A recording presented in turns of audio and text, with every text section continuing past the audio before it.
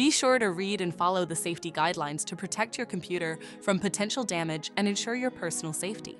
For more information about safety guidelines, see the owner's manual at dell.com/support. Before you begin, turn off the computer and disconnect all the attached peripherals. To remove the memory module, remove the screw on the right side cover. Unlatch and lift the cover off the system. Identify the PSU hinge and move the tabs to the unlocked position. Lift the hinge to open it. Identify and unlatch the memory module.